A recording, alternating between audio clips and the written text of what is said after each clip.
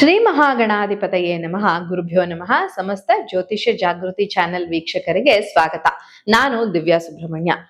ಇತ್ತೀಚಿನ ದಿನಗಳಲ್ಲಿ ನನಗೆ ತುಂಬಾ ಬೇಜಾರಿನ ಸಂಗತಿ, ಇತ್ತೀಚಿನ ದಿನಗಳು ಅಂತ ಅಲ್ಲ, ತುಂಬಾ ದಿನದಿಂದ ಅಬ್ಸರ್ವ್ ಮಾಡ್ತಾ ಇದ್ದೀನಿ. ಈ ವಿಚಾರವಾಗಿ ನಾನು ಒಂದಷ್ಟು ವಿಚಾರಗಳನ್ನ ಎಲ್ಲರೊಟ್ಟಿಗೆ ಹಂಚ್ಕೊಳ್ಬೇಕು ಅನ್ನಿಸ್ತಾ ಇತ್ತು. ನಾನು ರೋಡಲ್ಲಿ ಓಡಾಡುವಾಗ ಕೆಲವು ಮರದ ಅಡಿಯಲ್ಲಿ ಈ ಭಿನ್ನವಾದಂತಹ ವಿಗ್ರಹಗಳು, ಹಾಗೇನೆ ಭಿನ್ನವಾದಂತಹ ಫೋಟೋಗಳು, ಮುರಿದೋಗಿರುವಂತಹ ಫೋಟೋಗಳು, ಹಳೇದಾಗಿರುವಂತಹ ಫೋಟೋಗಳನ್ನ ಇಟ್ಟುಬಿಟ್ಟು ಹೊಟ್ಟೋಗ್ತಾರೆ. ಎಷ್ಟೋ ಜನ ಅಲ್ಲಿ ಪ್ರದಕ್ಷಿಣೆ ಮಾಡುವಾಗ ಕಾಲಿಗೆ ಸಿಗ್ತಾ ಇರುತ್ತೆ ಆ ವಿಗ್ರಹಗಳು, ಫೋಟೋಗಳು ಎಲ್ಲ. ಅದು ತುಂಬಾ ನೋವು ಉಂಟು ಮಾಡುವಂತಹ ಕೆಲಸ ಆಗಿರುತ್ತೆ. ಹಾಗೆ ಯಾರು ಕೂಡ ಭಿನ್ನವಾಗಿರುವಂತಹ ವಿಗ್ರಹಗಳನ್ನ ಆ ರಸ್ತೆ ಬದಿಯಲ್ಲಿ ಇಟ್ಟು ಹೋಗೋದು ತುಂಬಾ ದೊಡ್ಡ ಮಟ್ಟದ ತಪ್ಪಾಗತ್ತೆ. ಹಾಗಂತ ನಾವು ಭಿನ್ನವಾಗಿರುವಂತಹ ವಿಗ್ರಹಗಳನ್ನ ಅಥವಾ ಮುರಿದೋಗಿರೋ ಹಳೇದಾಗಿರುವಂತಹ ಫೋಟೋಗಳನ್ನ ಮನೇಲಿ ಇಟ್ಕೊಳ್ಬಹುದಾ ಅಂದ್ರೆ ಇಲ್ಲ, ಅದು ಕೂಡ ಅಷ್ಟೇನು ಸರಿಯಾದಂತಹ ವಿಚಾರ ಅಲ್ಲ. ಆದ್ರೆ ಅದನ್ನ ಸರಿಯಾದ ರೀತಿಯಲ್ಲಿ ಡಿಸ್ಪೋಸ್ ಮಾಡುವಂತಹ ಕೆಲಸವನ್ನ ನಾವು ಮಾಡ್ಬೇಕಾಗತ್ತೆ ಅಂತ.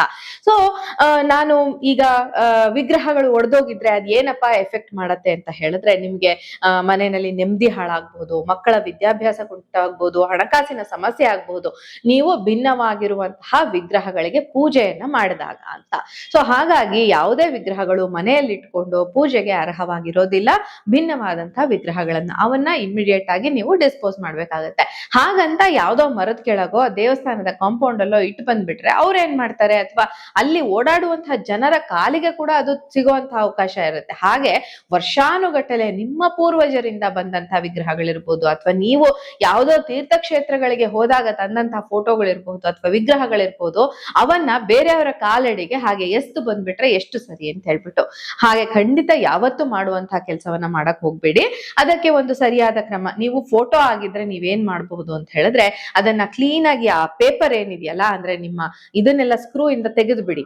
ಗ್ಲಾಸು ಮತ್ತೆ ಆ ಫ್ರೇಮ್ ಎಲ್ಲ ಸಪರೇಟ್ ಮಾಡ್ಬಿಟ್ಟು ಆ ಪೇಪರ್ ಏನಿರುತ್ತೆ, 2-3 ಫೋಟೋ ಇತ್ತು ಅಂತ ಅನ್ಕೊಳ್ಳಿ, ಎಲ್ಲದ್ರದ್ದು ಪೇಪರ್ ತೆಗೆದ್ಬಿಟ್ಟು ಅದನ್ನ ನೀರಲ್ಲಿ ಇಟ್ಬಿಟ್ಟು ಅದಕ್ಕೆ ಅರಿಶಿನ ಕುಂಕುಮ ಪೂಜೆ ಮಾಡಿ ನೀರಲ್ಲಿ ಹಾಕಿ ಅದು ಕರಗಿ ಹೋದ್ಮೇಲೆ ಅದನ್ನ ನೀವು ಡಸ್ಟ್ಬಿನ್ ಅಲ್ಲಿ ಅಥವಾ ನಿಮ್ಮ ಮನೆಯ ಗಿಡದ ಒಂದು ಬುಡದಲ್ಲಿ ಅದನ್ನ ಡಿಸ್ಪೋಸ್ ಮಾಡ್ಬೋದು. ಅವಾಗ ಅದು ಫೋಟೋ ರೂಪದಲ್ಲಿ ಇರೋದಿಲ್ಲ.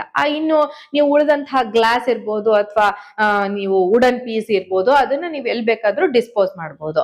ಅದನ್ನ ಬಿಟ್ರೆ ವಿಗ್ರಹಗಳು ಮುರಿದೋಗಿರುತ್ತೆ, ಅದನ್ನ ಏನ್ ಮಾಡ್ಬೇಕು ಅಂತ ಹೇಳಿದ್ರೆ, ಅದನ್ನ ಸರಿಯಾಗಿ, ಅಂದ್ರೆ ಅದು ನೀರಲ್ಲಿ ಕರಗುತ್ತೆ ಅಂದ್ರೆ ಮೊದಲು ನಿಮ್ಮ ಮನೆಯಲ್ಲಿ ನೀರಿನಲ್ಲಿ ಕರಗಿಸೋದಕ್ಕೆ ಪ್ರಯತ್ನ ಪಡಿ.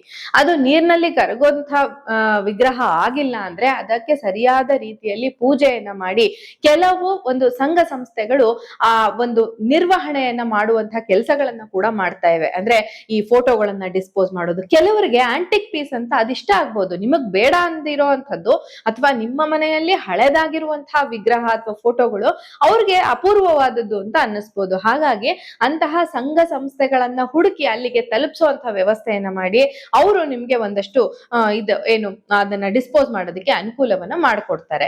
ಅದಲ್ಲದೆ ಈ ಎಂಬೋಸ್ ಮಾಡಿರುವಂತಹ ಫೋಟೋಗಳಿದ್ರು ಕೂಡ ಅದನ್ನು ಅಷ್ಟೇ ಈ ಸಂಘ ಸಂಸ್ಥೆಗಳ ಮೂಲಕ ಅದನ್ನ ಹೊರಗೆ ಹಾಕುವಂತ ಕೆಲಸವನ್ನ ಮಾಡಿ, ಅದನ್ನ ಬಿಟ್ಟು ಎಲ್ಲೋ ನೀವು ನದಿ ದಂಡೆಗಳಲ್ಲಿ ಹಾಕ್ಬಿಡೋದು, ತಗೊಂಡು ಹೋಗಿ ನದಿ ತೀರದಲ್ಲಿ ಎಸೆದು ಬಂದ್ಬಿಡೋದು, ಹೀಗೆಲ್ಲ ಖಂಡಿತ ಮಾಡೋದು ತಪ್ಪು ಅಂತ ಹೇಳಕ್ಕೆ ನಾನು ಇವತ್ತು ಇಷ್ಟಪಡ್ತೀನಿ. ಯಾಕೆಂದ್ರೆ ಸಾಕಷ್ಟು ಸಮಯ ನಾವು ಪ್ರದಕ್ಷಿಣೆ ಮಾಡುವಾಗ ಈ ಅರಳಿ ವೃಕ್ಷ, ಅಶ್ವತ್ಥ ವೃಕ್ಷವನ್ನ ಪ್ರದಕ್ಷಿಣೆ ಮಾಡುವಂತಹ ಸಂದರ್ಭದಲ್ಲಿ ನಮ್ಗೆ ಕಾಲಿಗೆ ವಿಗ್ರಹಗಳು ಸಿಗ್ತಾ ಇರುತ್ತೆ ಅಥವಾ ನೋಡ್ತಾ ಇರ್ತೀವಿ ಮುರಿದೋಗಿರುವಂತಹ ವಿಗ್ರಹಗಳನ್ನ. ಸೊ ಅದು ನನಗೆ ತುಂಬಾ ಒಂದು ಮನಸ್ಸಿಗೆ ನೋವು ಉಂಟು ಮಾಡುವಂತಹ ಒಂದು ವಿಚಾರ ಅಂತ ಅನ್ನಿಸ್ತು. ಹಾಗಾಗಿ ಈ ವಿಚಾರನ ಇವತ್ತು ನಿಮ್ಮ ಹತ್ರ ಡಿಸ್ಕಸ್ ಮಾಡೋಣ ಅನ್ಕೊಂಡೆ. ಸೊ ಅದನ್ನ ಒಂದು ನೀರಲ್ಲಿ ಹಾಕಿ ಅದನ್ನ ಸರಿಯಾಗಿ ಕರಗಿಸಿ ಅದಾದ ನಂತರ ನೀವು ಡಿಸ್ಪೋಸ್ ಮಾಡಬಹುದು. ಅಥವಾ ಅದೇ ಹೇಳದ್ನಲ್ಲ, ನಾವು ಸಂಘ ಸಂಸ್ಥೆಗಳು ಒಳ್ಳೆಯ ಕೆಲಸಗಳನ್ನ ಮಾಡ್ತಾ ಇವೆ. ನಿಮ್ಮ ಒಂದು ಫೋಟೋಗಳನ್ನ ಸರಿಯಾದ ರೀತಿಯಲ್ಲಿ ಡಿಸ್ಪೋಸ್ ಮಾಡುವಂತಹ ಅದಕ್ಕೆಲ್ಲ ಕ್ರಮಗಳಿದೆ. ಅದಕ್ಕೊಂದು ಹೋಮ ಪೂಜೆಯನ್ನ ಮಾಡಿ ಅದನ್ನ ಡಿಸ್ಪೋಸ್ ಮಾಡ್ಬೇಕಾಗತ್ತೆ. ಆ ರೀತಿ ನೀವು ಅದನ್ನ ಮಾಡೋದ್ರಿಂದ ನಿಮಗೆ ಯಾವುದೇ ರೀತಿಯ ನೆಗೆಟಿವ್ ಎಫೆಕ್ಟ್ಗಳು ಆಗೋದಿಲ್ಲ ಅಂತ ಹೇಳ್ಬೋದು. ಸೊ ಇದಾಗಿತ್ತು ಇವತ್ತಿನ ವಿಚಾರ. ನಿಮ್ಗೆ ಈ ವಿಡಿಯೋ ಇಷ್ಟ ಆದ್ರೆ, ನಾ ಹೇಳಿದ್ದು ಸರಿ ಅನ್ಸಿದ್ರೆ ಕಮೆಂಟ್ ಮಾಡಿ. ನಮಸ್ಕಾರ.